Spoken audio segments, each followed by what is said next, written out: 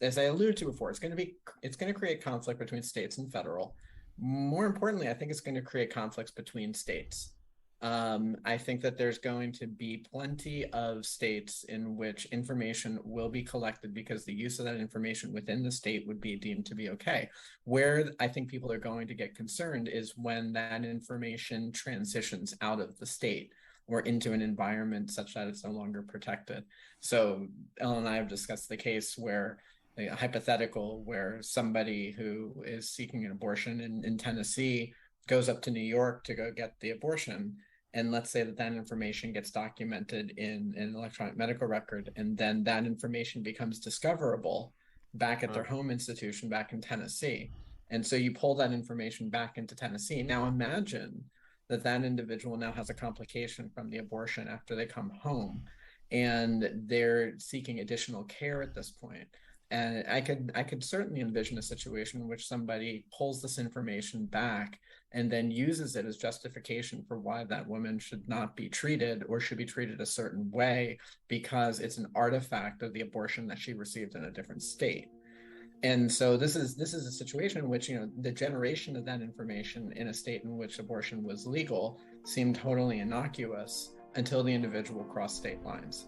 Now, will this happen? I don't know. It's a hypothetical. How likely is it to happen? I can envision it happening.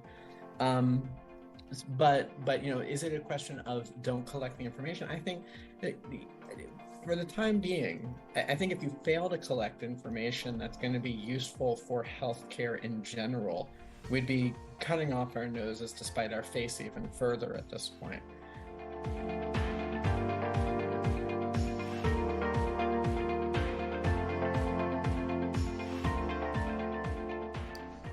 Hello, and welcome to Informatics in the Round, a podcast designed to help everyone become a part of the dialogue about topics in biomedical informatics.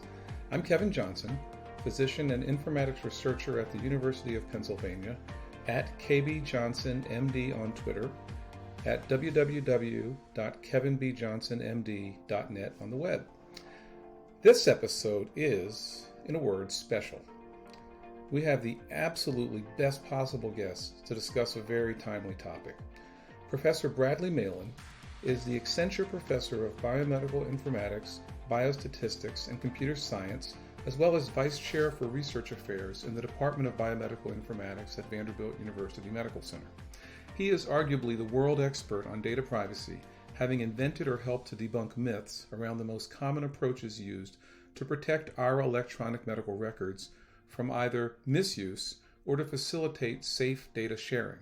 He is an elected fellow of the National Academy of Medicine, the American College of Medical Informatics, the International Academy of Health Sciences Informatics, and the American Institute for Medical and Biological Engineering. In addition, he was honored as a recipient of the Presidential Early Career Award for Scientists and Engineers from the White House. Brad is joined by Dr. Ellen Wright Clayton, JD, MD.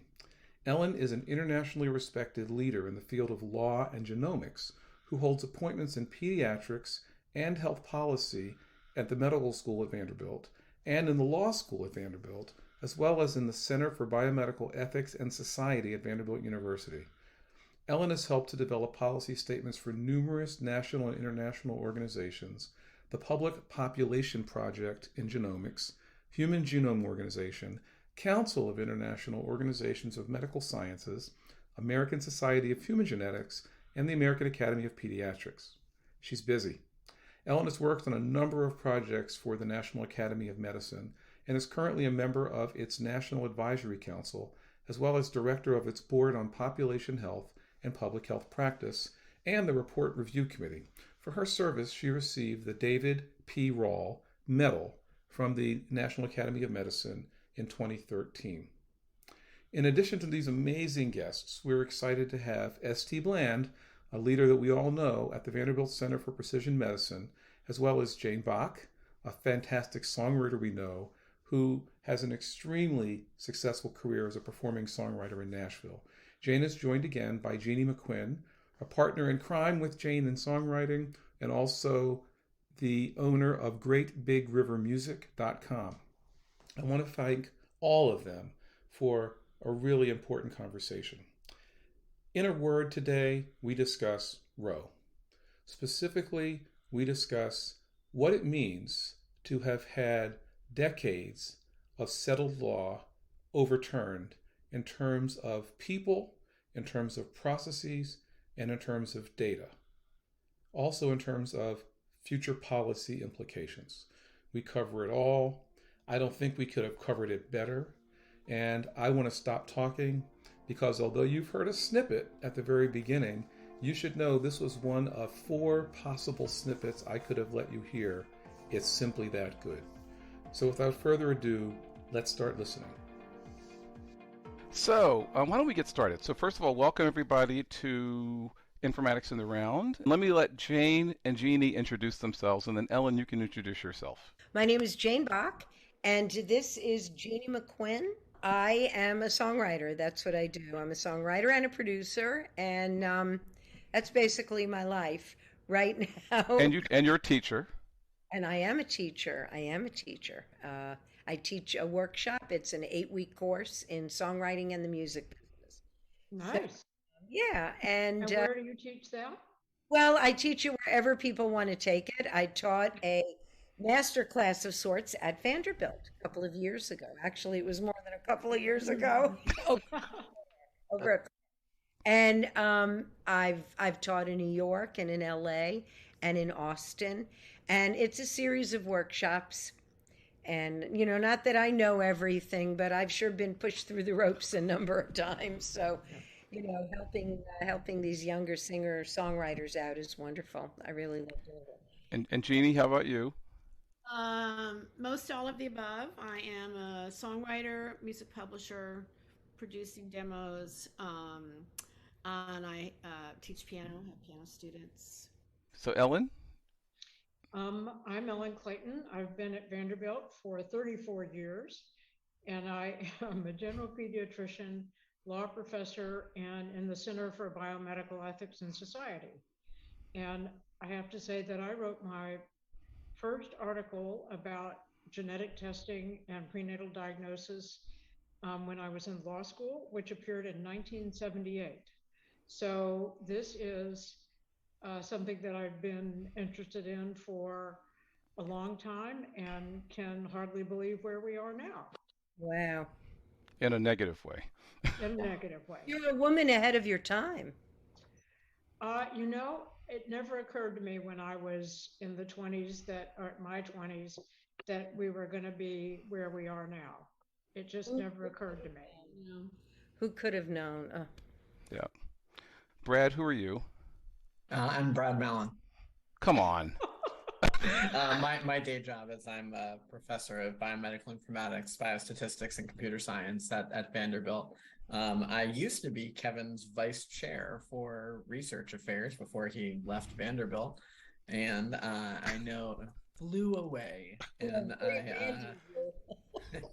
I work with Ellen. It has now become a daily basis because we run several research projects together for the NIH. And I'll say that, by the way, you guys, Ellen and Brad are very woefully understating their international stardom in the spaces of privacy and some security, but basically certainly privacy of in the ways that you typically think about it. They've been involved with every major project, and I can't even imagine how many places ask you to consult at this point. Too many. Yeah. Yep. Too many, as you can imagine. Yep.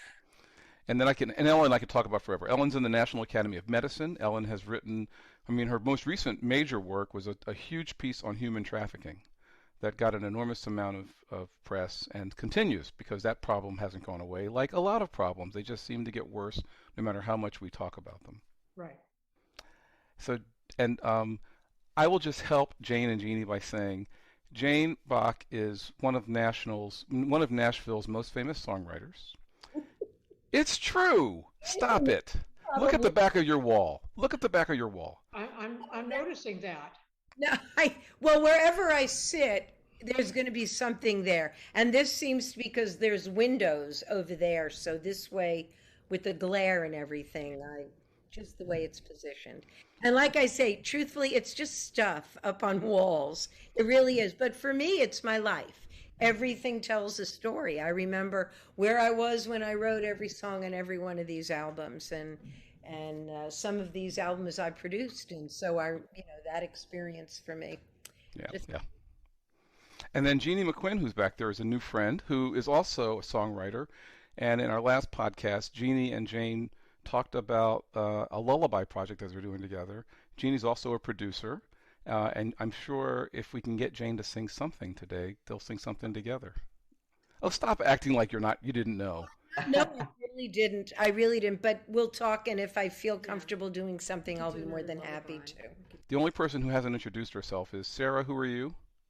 Sarah Bland, Senior Project Manager at Vanderbilt. So I have to tell you guys the backstory here. So in our last podcast, we were discussing portals, another topic about which Ellen and Brad are very familiar.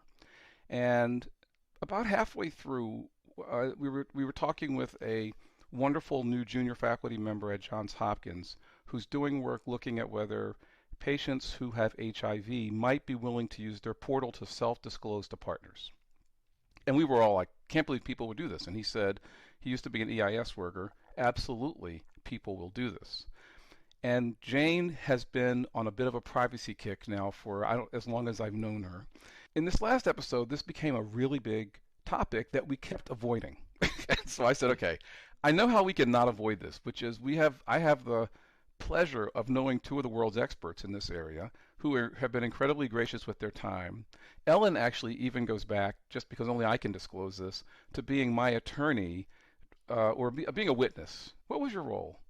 I actually was a witness and I was a consultant. Okay, witness and consultant to the trial I had with my ex-wife as we were getting divorced, and there was some contention around the idea that I might be allowed to be married to a man, or at least have my daughter in the same house as my now husband. So she was standing at the ready, but as it turns out, the judge decided that our parenting plan was sufficient for him to say that we are not in violation of the parenting plan. Although he waited 9 months after hearing about the case and kept a restraining order on my husband for the entire 9 months, where he was not allowed to come in the house at any time that our daughter was here. Wow. So it was quite the case. Can't even. Boy, we all have not all, we don't, but nightmare divorce stories. They're just awful. Yeah. So as bad as that is, here we are today, right? So Dobbs versus Jackson Women's Health Organization has really done something we never thought would happen, which has challenged the idea of settled law and has had these ripples through really every community that any of us are a part of. And I think, better for me to not say much than for me to just quickly introduce this topic and let us just discuss it openly. One of the nice things about this format is we have people who really think about these issues outside of healthcare, and we can talk with them in an honest, open, clear format. We also have the ability to edit out things and change it if we have to. I think this will be useful. But just to sort of set the stage, so it was always the case that there were states that were standing at the ready to criminalize abortion in whatever form they wanted to define it.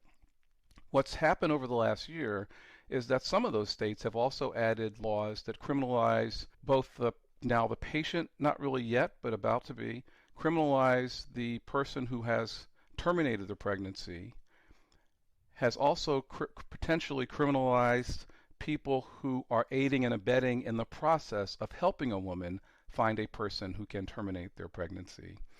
And in the process of that, scared everyone to death about the breadcrumbs, the data breadcrumbs that we leave behind that could actually point to the intent to terminate a pregnancy, whether that turns out to be true or not. Ellen, Brad, did I get that basically right? Yes, you did get it basically right. And I think that there are a couple ways to start with this. One of them was that the court really decided that if it wasn't enunciated in 1868 in the Constitution, that there was no protection of individual privacy. And so therefore they struck down abortion on their view that was not something that was protected at the time. And so therefore it shouldn't be protected now. And in fact, that we ought to leave regulation of this to the states. Now, what we've seen are states doing a variety of things. One of them is just saying that any clinician who helps a woman get an abortion starting at a particular time, at the moment here in Tennessee, it's 6 weeks, but in less time, it's going to be at all ever, that they can be convicted of a crime. That's a very big deal. Some states are beginning to talk about whether people who aid or abet a woman, whether that means driving them to another state, giving them information, anything like that, can also be convicted of a crime. In addition, so far, the states have not imposed criminal penalties on the woman herself, but there are clearly states at the moment that are considering doing that, which would certainly be a very big deal. And then to go beyond that, Texas and other states are already following, have said that private citizens can be vigilantes. And if they think that someone's had an abortion or that someone has helped in an abortion, that they can bring a private right of action and get attorney's fees plus a $10,000 civil penalty. The idea of that is to make sure that the courts cannot get involved and say that there's anything going on. And then to go a little bit beyond that, the collateral damage here is enormous because it not only reaches abortion, it's really clear that it means that women are getting inadequate care after they have a miscarriage, because it's often the case that they may need to have a surgical procedure if they don't expel the fetus on their own, and that women are already becoming incredibly sick when that isn't available to them. And then the other thing that I think is clearly on the table is that that using assisted reproductive technologies like IVF are going to be called into question. It's already functionally illegal in Louisiana, as it has been for a while. But the whole purpose, and I'm not even going into all the things that don't have to do with abortion and actually the care of the pregnant woman. But the point about this is that everything about being pregnant then becomes subject to scrutiny, becomes subject to intervention against perhaps the woman herself. We have a long history of that, by the way. But in addition, against clinicians, against nurses, against everybody who's involved in the care of pregnant women, and anybody who just wants to help a friend. Leave a state like ours and go somewhere else where they can get a safe and effective procedure. I mean, this is state intervention at a level that we really have not seen in a very long time. And they really open the door wide. So that's how I would summarize where we are currently. And I think our legislature is ready to do something even more invasive than it's already done. But I'm going to give Brad a chance to talk. And before Brad jumps in, I just want to, as a segue to Brad jumping in, when we first heard about this at the University of Pennsylvania, I actually had a couple of students who came by and said, this is a great opportunity for us to develop an app where we can help people to find the nearest, actively find the nearest location for any sort of medical abortion procedure, something possibly that we need to explain. And I had to say, I'm not so sure you want to go there right now, because I'm just not completely sure I know what happens to you if your app is successful. So Brad, was I way off? No, so I think there's a couple of additional points that are worth enumerating in addition to what Ellen pointed out. So first, the Supreme Court case the Dobbs case is much more significant than just an issue of maternal rights or fertility rights in this situation. It actually has major implications for the foundation of privacy as it's defined in the country. What was really notable about Alito's majority opinion was that it talked about the perspective of privacy from two vantage points. And he says that one, that privacy is defined as your ability to control information about yourself, and then and that is protected. But then there's this other notion, which is the ability to do something that may be viewed as contra to what society deems to be acceptable.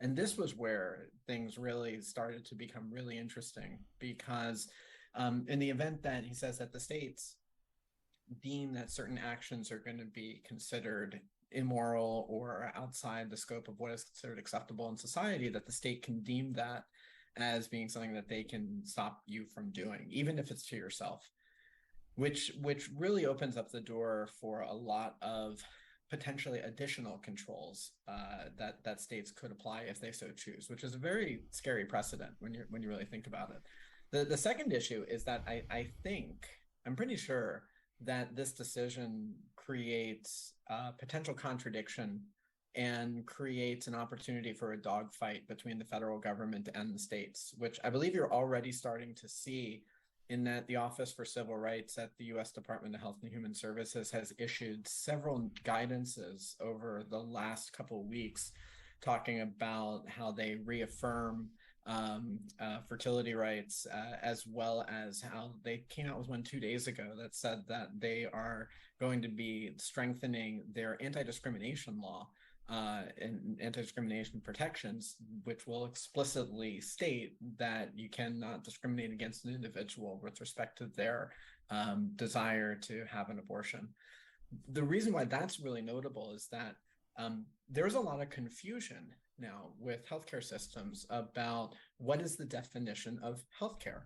So if abortion as a practice is deemed to be something that is not healthcare, it would not be protected under HIPAA or related laws. Oh, wow. And so therefore, this turns into a situation where an individual could be having a conversation with their physician. If it gets documented and somebody else within the organization sees that as being documented within the medical record, they could say, well, that's an illegal circumstance. And even though you were having a conversation under the context of patient-doctor confidentiality, that might be reportable to the state at that point.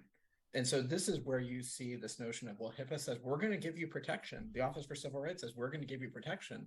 But now the states are saying, well, protection ends when this is defined as healthcare. And if an abortion is not healthcare, sorry, that relationship goes out the window, because it could be considered tantamount to the need to report the battering of women or a spouse or child abuse. And so it's going to create that type of a connotation for criminalization. So that to me is, those two things are really on my mind in terms of where things are heading. Now there's other aspects that I'm sure we're going to get to, but that I think sets the stage. Well, Jane is barely able to stay in her seat. Yeah. I'm listening. It's so interesting. But my feeling about it all, obviously, is it's a nightmare. I look at everything that's happening as just an overwhelming nightmare, all of it. I feel like this is really all about one thing. It's not about even privacy, even though it is. To me, it's about control.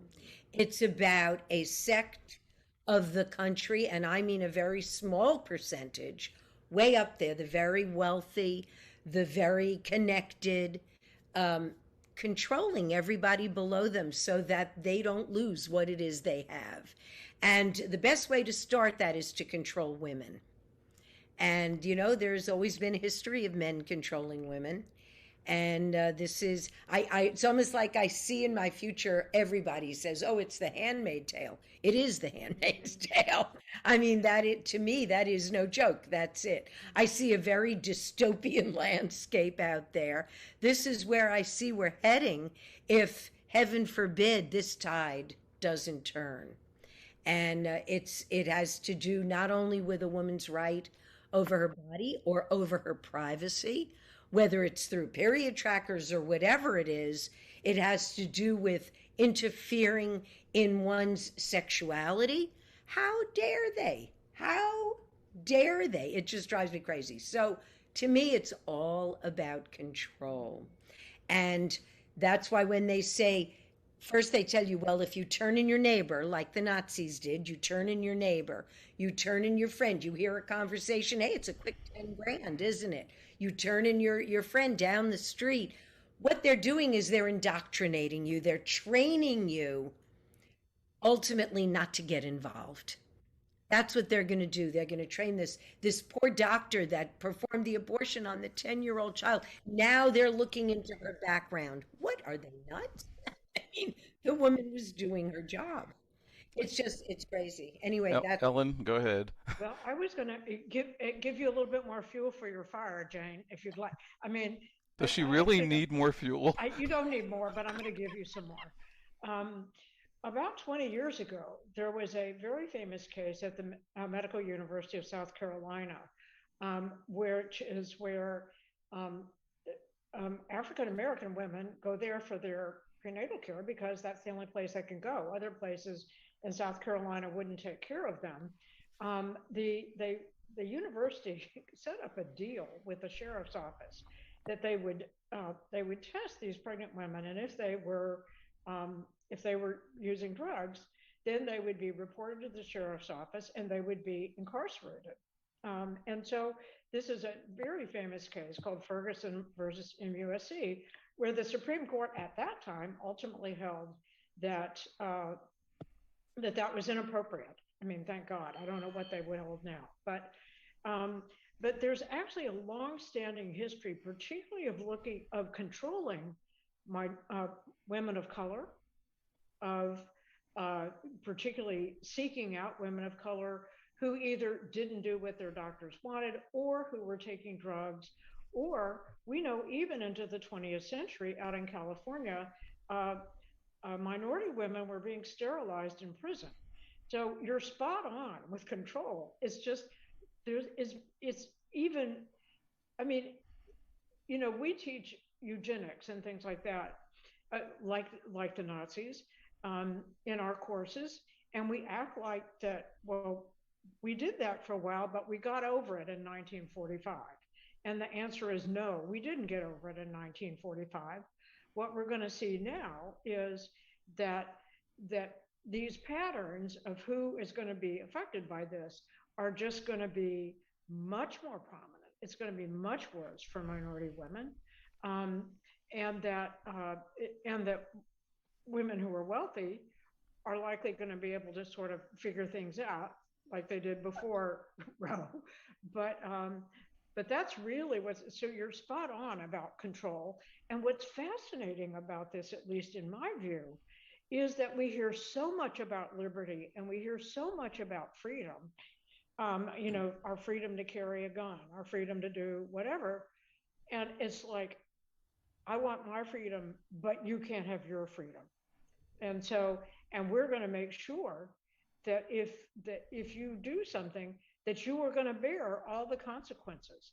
And there's already all this stuff going on in Texas about how are they going to pay to care for all these babies? I mean, you know. Well, I hear someone say, oh, well, we'll adopt babies. We'll adopt. You know what? There's over 40,000 children in foster care in this country that need loving homes. You want to adopt a child? Go adopt them.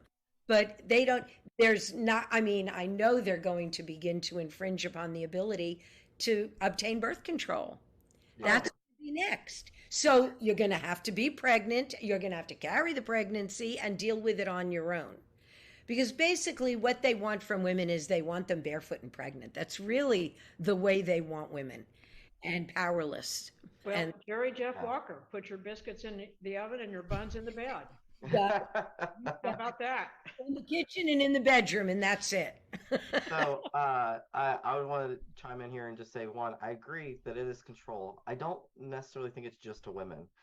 I think it's to minorities in general. I think that, you know, Ellen brings up a good point here that the populations that are most affected by this decision are people of color, and minority populations who already have barriers to access in healthcare anyway. Absolutely. And so I think, you know, and I'd like to include, you know, LGBT community too, because they often don't seek healthcare because of many stigmas. I think that it's not just for women. I think it's a control of minority populations, and like you said, a lot of it has to do with wealth and income inequality as well. I think that this is a class and race struggle as well. I'm just so one, hearing even more from Brad about all the other privacy concerns that are coming along. I'm like, let's stop collecting all data now. Uh, but what is the international community saying about this? I keep wanting They to think do we're it and crazy. just say like, no, we're going in because there's so many issues here. But what's happening from the international partners that hear this? They think we're crazy. Yeah, Without doubt, we're one of only two industrialized Western nations in which abortion is considered to be potentially outlawable. And so that we are looked at by our neighboring countries and our peers as being an extremely stodgy, backwards country in this regard. yeah. So, when we're talking about doing healthcare and collecting data, and we all work with data, um, I mean, do we stop? What do we do? I need the two experts, my two friends who are experts on privacy, to tell me what to do at this point because I don't know. I don't think that we know the answer what exactly should be done or could be done. I think that this is a fast evolving situation. It's going to continue to be this way while we see the chips start to fall into place based on this decision. As what happens with almost any federal policy, once you do something, it's going to have a chain reaction for a lot of things that you cannot predict. This is true if fiscal policy changes. This is true over any type of a market management. This is no different here. We don't know exactly what's going to happen. What I can tell you is that it's going to create, as I alluded to before, it's going to create conflict between states and federal. More importantly, I think it's going to create conflicts between states. I think that there's going to be plenty of states in which information will be collected because the use of that information within the state would be deemed to be okay. Where I think people are going to get concerned is when that information transitions out of the state or into an environment such that it's no longer protected. So Ellen and I have discussed the case where a hypothetical where somebody who is seeking an abortion in Tennessee goes up to New York to go get the abortion. And let's say that information gets documented in an electronic medical record, and then that information becomes discoverable back at their home institution back in Tennessee. And so you pull that information back into Tennessee. Now imagine that individual now has a complication from the abortion after they come home, and they're seeking additional care at this point. And I could certainly envision a situation in which somebody pulls this information back and then uses it as justification for why that woman should not be treated or should be treated a certain way because it's an artifact of the abortion that she received in a different state.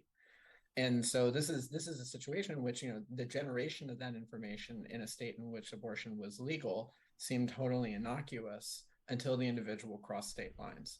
Now, will this happen? I don't know. It's a hypothetical. How likely is it to happen? I can envision it happening.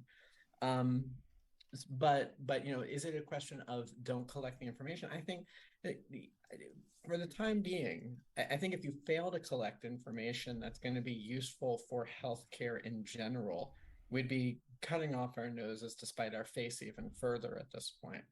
Now, could you adopt strategies that might become more privacy respective or privacy protective? Yeah, though I think it's going to require some work. So for instance, in the healthcare space, I suspect that one of the things that we could do is create a segmentation strategy where you may treat maternal and fertility information in a completely different section of the medical record such that it doesn't get pulled back or may be made accessible on a broad scale like we make medical records today. Right. That could certainly be done. It could also have major negative implications with respect to the care of people because you're going to start piecing out how best you think information should be reasoned about to provide healthcare, and having an incomplete picture can certainly lead to suboptimal care and potentially harmful events. So I don't think I have an answer for you that says what should you do. I think it's a situation of vigilance is going to be important. trying to document where you think information is going to go or could go, even without your knowledge, I think is going to be important. I think we lack transparency with respect to a lot of the systems that are collecting and sharing information. And I don't think that patients, and particularly consumers, and I make a distinction between consumers and patients for Kevin, because when he asked us to start coming together for this little hootenanny, I think there was this question about what's going to happen with applications and mobile tracking, and that is completely outside the scope of healthcare. That's a completely different situation, because that turns into the relationship between a consumer and a service provider, and whatever you contract with them about, they can treat that as how they can handle your information, regardless of if it had to do in relation to your health. It won't be protected under HIPAA.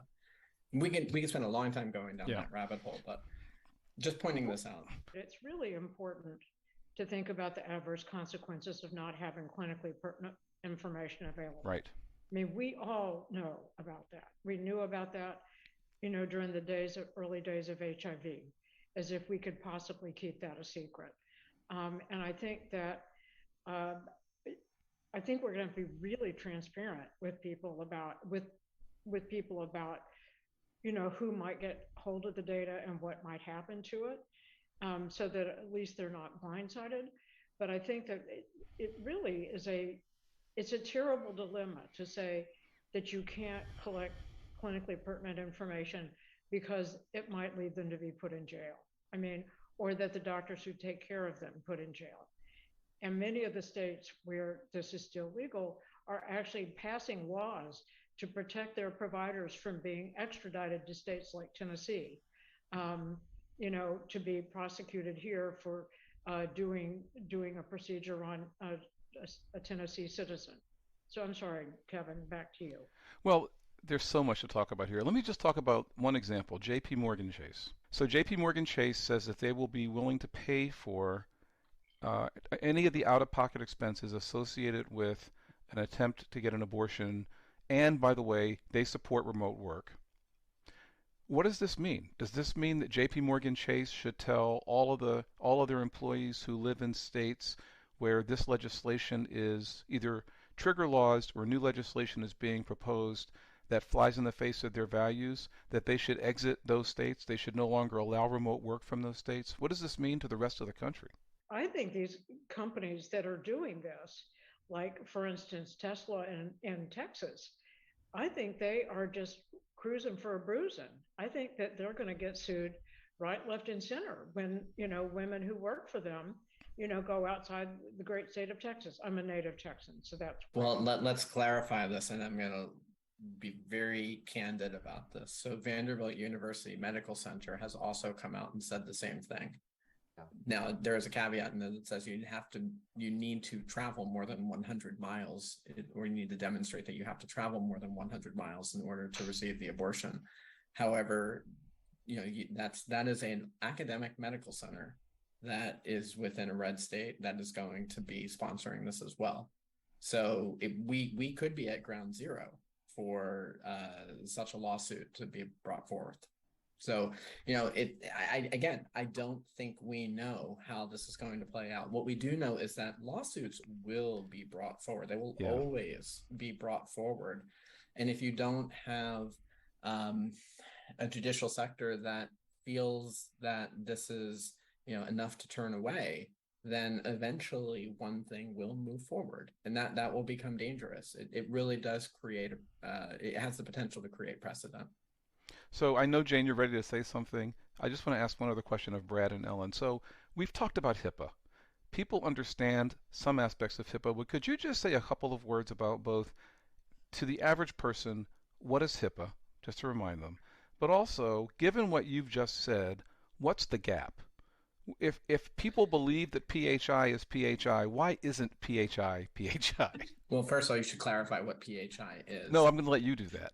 Oh, okay, so I'll jump in. So PHI is protected health information. There's a couple things to recognize here. So HIPAA, we might have talked about this in your previous podcast. We did. In the previous episode. goes back to the 1990s, 1996 to be specific, and it's the Health Insurance Portability and Accountability Act. And it was designed to support the standardization of insurance billing information so that it could fly across states more easily. The Privacy Act, the Privacy Rule and the Security Rule didn't get promulgated until 2000, 2001. And the notable thing about this is that HIPAA is a sectoral law. It says that information that is generated by a covered entity and has a list of covered entities that provide healthcare or healthcare related services, then if the data is generated in that manner, then it will be protected. It will be considered confidential with respect to that organization, and it receives federal protection. But there's a big gap, and the gap kind of occurred at the same time that the rise of the internet occurred in the early 2000s, where as you started to make it easier for information to be collected, used, and mobile apps to be created, you had this out of bounds situation.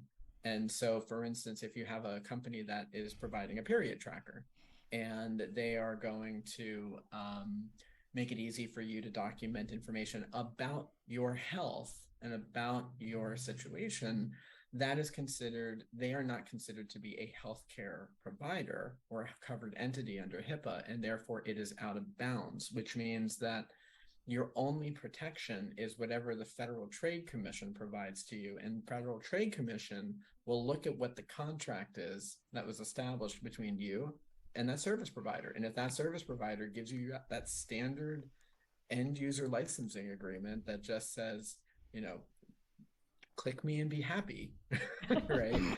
then you basically will agree to whatever they say they're going to do. And more importantly, they reserve the ability to change their terms with only notification to you. You do not have to reconsent at that point. And so as long as they don't use deceptive practices, the Federal Trade Commission is going to say that you entered into that agreement with them. Sorry, you may have thought that that was healthcare, but it wasn't. And so therefore you've got no protections at this point. So that's a huge gap. So some people have been suggesting that HIPAA should be expanded so that the definition of health information is, or the definition of health information gets broader, or the definition of who is a covered entity gets broader.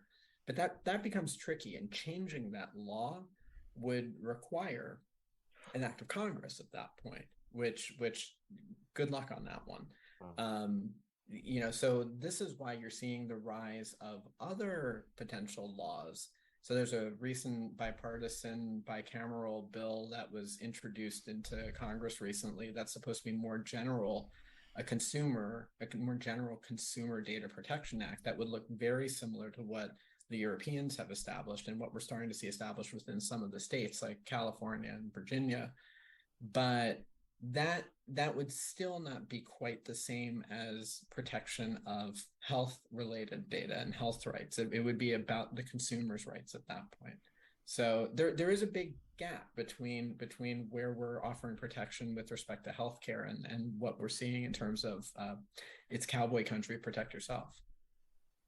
Well, I was always under the impression, and of course, obviously, my college degree doesn't get me much, but I always thought that HIPAA was specifically and only between the doctor and the insurance company, that it had something to do with the patient's information and the insurance company. That's what I always thought it was. But that the rest of it was just, if someone accesses your information illegally, I don't know how it works. I really don't. I mean, I had my identity stolen. I'm not going to go into that. I don't know how they got into that. It was a nightmare. They got into everything. How did they do that? They told me at one of the credit unions, they said that was helping me for all of those 12 weeks to try and straighten everything out, that they probably got in through my Wi-Fi. What? How did they get in through my Wi-Fi? I don't know. But so when it comes to privacy, I don't trust anybody. And truthfully, you want to know what my medical information is, fine. At my age, have at it. If truthfully, I gave up worrying about a lot of things on a personal level a long time ago. But for mankind and for the American way of life and for our democracy, I care very deeply. I have grandchildren, and I want them to be able to grow up in a totally different country than these people are trying to make it. So I will stand. Just one thing, which is that I will stand on what I always say, which is that you never realize you want privacy until you don't have it. And so this is why a lot of people view it as a foundational principle for a modern society, because it's something that people would easily throw away. And then the remorse will set in when the event occurs that you say, I wish I had it. The majority of us probably do not need it, but that does not mean that it should not be available for those who do, or for those who want it. This is really a matter of, in many respects, it is a civil liberty. It is something that you should have. It's a complete freedom. And that, to me, that's what privacy is. Privacy is wrapped up in choice. It's wrapped up in my ability to make decisions for me. And that to me, again, now we're starting with the control. You're trying to control me. I can't make my decisions myself. Whatever kind of decision it is, whether it's health, whether it's who to love, whether it's where to live, whatever, it's nobody's business but mine. So I'll make 2 points. One is, and we need to remember that it's people like us on this call who don't have to worry very much about privacy because we live in such privileged positions. And that people who aren't like us, who are surveilled all the time, and who, get traffic stops and just harassed, they're in a different situation. Here, Jane, I'm going to give you a specific thing to look out for that I fear our legislature will try to do, and that it's really important to try to stop. HIPAA also, in addition to everything else, has a number of exceptions. One of them is that the state can mandate that it gets certain information. In the infectious disease area, for example, we have to report something like 50 infectious diseases to the state so that they can do public health surveillance, figure out what to do, et cetera, et cetera. One of the things that the Office of Civil Rights has said is that people are not privileged to report a crime to the state that you learn about in the health system unless the state mandates that you do so. So the counterexample is, I'm a general pediatrician. I led the child abuse section for a while. We are mandated reporters of child abuse. And so when we see a case, we have to report. The state says so. If the state says that people, if they find out in the healthcare system, find out that a woman has had an abortion, that says that if they find that out, that they have to report that will be a disaster. So if you see the legislature considering a law like that, jump up and down and say, don't do that. Because I think this is going to be a tough battle in the next several years. But that's one thing. If they propose a law like that, just say no. So here's the conundrum. There's the side of this which is we would like to have access to these data to improve things like, AI machine learning improving healthcare.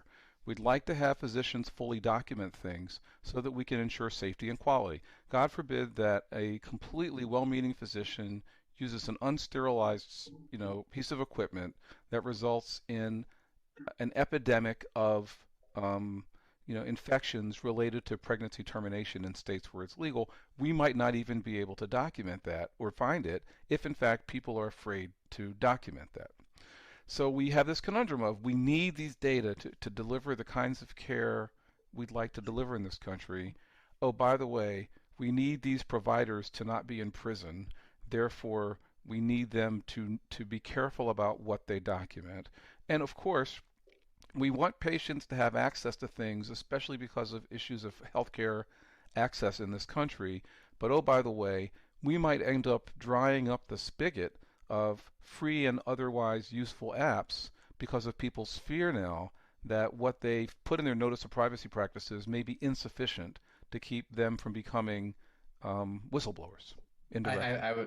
I'd like to caveat that for a second. So I do not believe it's true that you need this information to provide care. You need this information to assure quality of care and to refine and improve practice.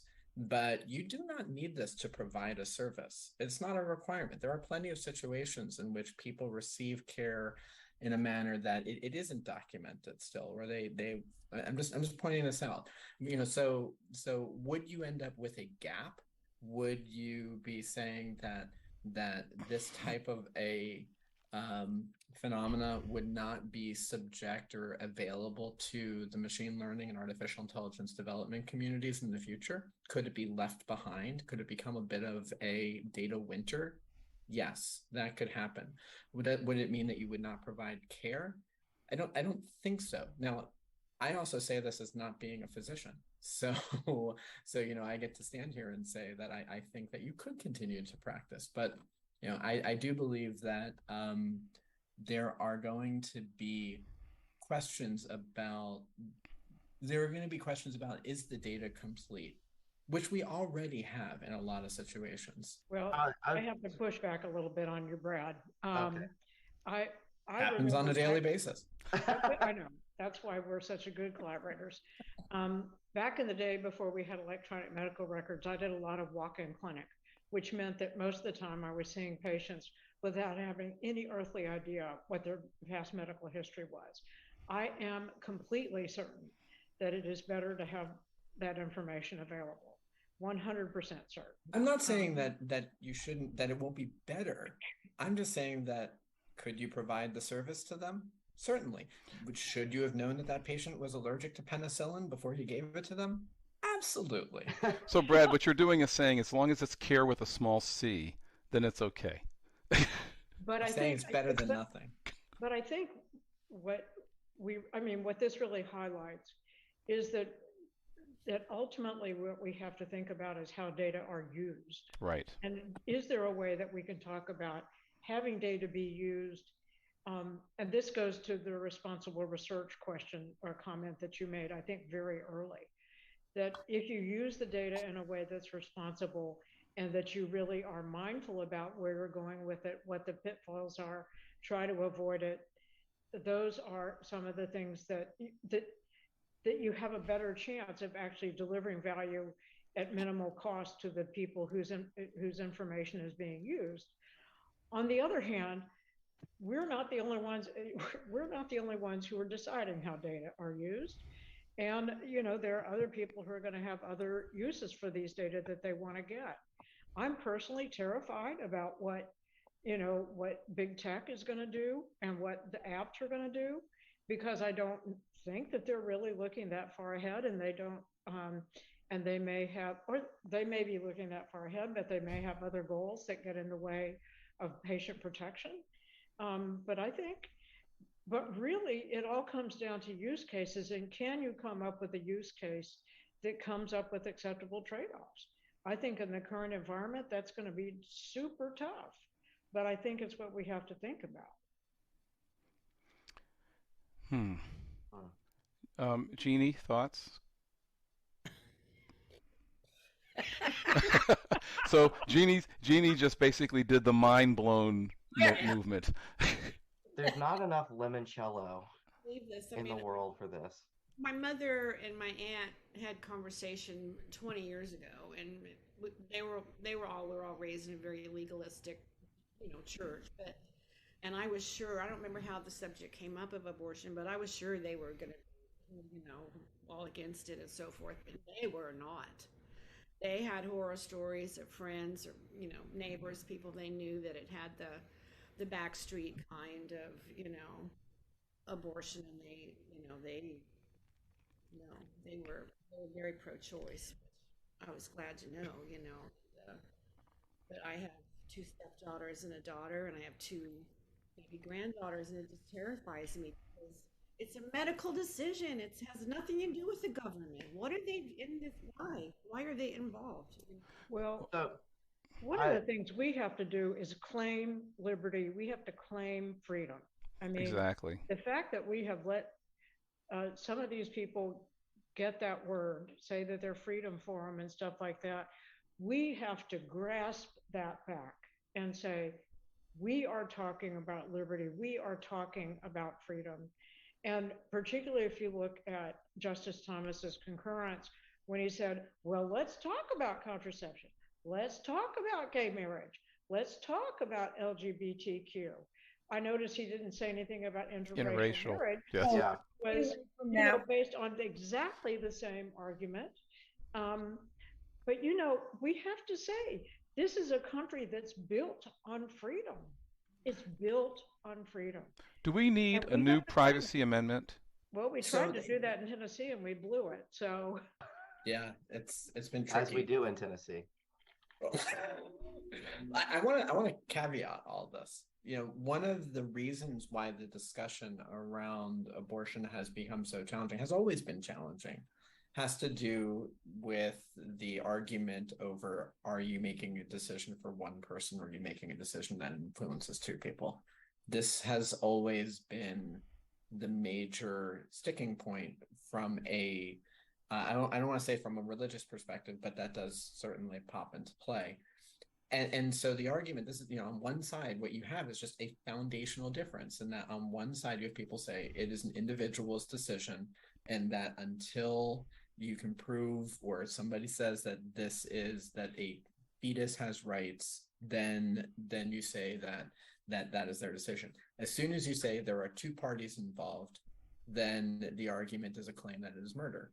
And that is where, like, a lot of this argument comes down. And I don't think that you're ever going to be able to change people's perspective from a religious perspective. This is always going to be, as a society, do we believe that an individual has the ability to control themselves? I agree. It's you're not going to change the minds of those who have a religious stance on this, as a former evangelical, because they're very much, this is what God said, even if educationally it's not correct. The thing that I am concerned with, in the privacy side of it too, but it's also, do you have autonomy of your body? Are you allowed to make decisions for yourself? And I think that's where a lot of this comes to, because for me, I'm non-binary. This year in the pandemic, I've started testosterone. I'm considering top surgery. And so those things that I want to do, the state of Tennessee would love to not let me, because they find it to be a moral issue. There's not two people involved, but for them, they think morality-wise, they believe that it's wrong that I'm allowed to do that. I'm allowed to do that, even though you have people who get tons of cosmetic type surgeries all the time to, affirm their self-esteem about themselves or whatever else, because it's something that's a moral issue for them. They want to legislate that. So I think it's the privacy, but also the autonomy. Are you allowed to do things to your body that you want for yourself or not? Yeah, it's like I said earlier. For me, it just boils down to that basic freedom of to be able to decide what you're going to do with your life, with your body. It just blows my mind. I get so tongue-tied about it, and I very rarely get tongue-tied. So true. But I get so mad, it drives me crazy. It really does. It's those, sorry, they claim, well, we want a theocracy. That's basically what they want. But it's not even a theocracy. It's not really based on the Bible. It's keep the ignorant people thinking it's based on the Bible. But the people at the top, they know damn well what it's about. And it has nothing to do with the Bible. First of all, whose Bible? What Bible? Who are you to tell me what to believe? It just drives me insane. Sorry. So I want to say a couple of words here. I know we're about to close. So first, I don't know whether Ellen remembers this, but about, probably 10 years ago, a very famous bishop, Bishop Gene Robinson, who's one of the first out bishops who's Episcopalian, visited Nashville, and he was in Langford Auditorium to a sold-out audience talking about his most recent book. And there was a guy who stood up and said something to Bishop Robinson about the fact that, what do you think about Leviticus? And what do you think about Sodom and Gomorrah? Right? And Bishop Robinson had this beautiful phrase. He said, there's a big difference between the Word of God and the words of God. And if the Bible were written today and someone were to describe someone as crazy by saying they were out in left field, who knows 100 years from now when there is no baseball, how that's going to be interpreted. And so a lot of this just has to do with the fact that I think the Founding Fathers aren't here to tell us what privacy meant to them. People, we've all seen, and I can tell Ellen's going to say this, we've all seen people really being very clear about things like freedom from religion, why they came here in the first place, and what all of this implies. And many of us have seen the Mayflower Pact and understand what happened then. So it's pretty clear to people who are scholars that at least this country was founded on a very different set of principles that would have allowed the kinds of data liberation activities that we're now doing in our field to be viewed as valuable to a certain extent. There are many people who would be afraid of it from a privacy perspective, but they would not be going where they're going now. And therefore, because I know we're near the end, and I wanted to ask Jane to do me a favor that's very different than the one I normally ask, because I want to celebrate one of our founding fathers as a way to end this. So can you just go to your piano and go like this? Chunk, cha-cha-cha, chunk, chunk, chunk. Just do that. Right over there. Let Jean do. She's right. This is the opening of Hamilton. How does a bastard, orphan, son of a whore, and a Scotsman dropped in the middle of a forgotten spot in the Caribbean by providence, impoverished, and squalor, grow up to be a hero and a scholar? The $10 founding father without a father got a lot farther by working a lot harder, by being a lot smarter, by being a self-starter. By 14, they placed him in charge of a trading charter. And every day, while slaves were being slaughtered and slaughtered away across the waves, he struggled and kept his guard up. Inside, he was looking for something to be a part of. The brother was ready to beg, steal, borrow, or barter. Then a hurricane came and devastation reigned. Our man saw his future dripping down the drain, put a pencil to his temple, connected to his brain, and he wrote his first refrain, a testament to his pain. I'll stop there. Brad's trying to get to Hamilton. I'm just saying that I feel as though on a daily basis, we all want to be Lin-Manuel Miranda. We do. And you did get to pretend to be him for a moment. I congratulate you. There, thank you for giving me the opening. Jane, any final words? Any final words, Jane? I just so love doing this, and I love meeting these wonderful people, and sometimes you all talk and I think I have no clue what they're talking about, but eventually it does work. It works its way into my brain, and I go, wait a minute, I actually understand them. That's kind of scary, but did you understand this? Yeah, I did. Totally. I just am so grateful to Kevin for including me in these because I learned so much. And it's wonderful. I love seeing Sarah. You were very quiet today, Sarah. I know. I was thinking about that too, but I respect the heck out of all of you. And I think today really is I'm usually like the funny part, but this is such a serious topic. That I think this one just deserved the respect and deserved the experts to be able to get some information out that a lot of people I don't think are aware of all these different implications. That's right. It was so intense. That's why I felt I had to be Lin-Manuel. You look so much like him too. Yeah, we're both brown skin. That's true. Yeah. I get that. Yeah. And by the way, with all due respect, Brad, have you never seen Hamilton? I have. I've seen it several times. Okay. If I really had to see something Lin-Manuel's done again, I think I would probably watch Encanto for the 80,000th time. Fantastic. Yes. Fantastic. So's Moana. Yes. Well, Encanto's better. Well, it's a pleasure to meet you too. Yeah. Real pleasure. Lovely meeting you. And we're here in Nashville. The bottom three of you are here, and us and here. Kevin's up in Pennsylvania. Someday Jane has to tell us when she's going to be performing in the round with Jeannie or elsewhere. They have a new project so that we can come in like whoop, whoop, whoop and celebrate you. I would love. I'll let all of y'all know when I'm doing my next Bluebird thing, and you can come. It'll be seriously. If you can get me tickets, I will fly in. Oh, hey Kevin! Anytime I perform anywhere, you are more than welcome to fly in. Thanks. And sit with Gary. Yeah, right. Exactly.